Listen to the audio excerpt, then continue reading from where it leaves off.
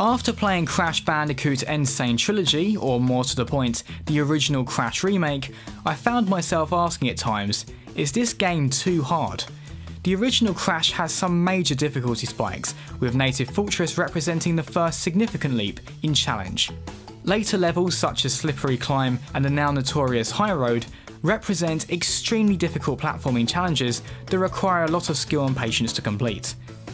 At around my 20th attempt at the High Road, I became frustrated with the game. I just wasn't enjoying myself anymore. I lost count of how many times I kept trying, but eventually I did somehow manage to beat it, and it was at that point that I did feel an amazing sense of satisfaction.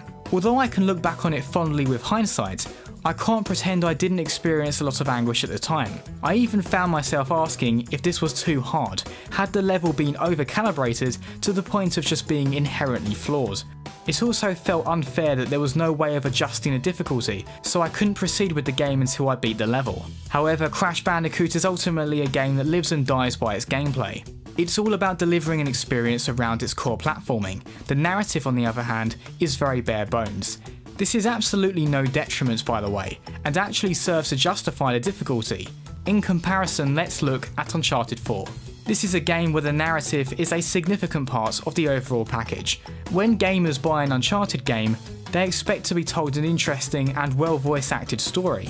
However, if the game was set to the hardest difficulty with no means of adjusting it, many narrative-driven players would just lose interest as they wouldn't be able to proceed and experience the story itself. With Crash, people just don't expect an in-depth narrative, they just want fun gameplay, and I strongly believe it's reasonable to expect that gamers take the time to master this gameplay to get the most out of it.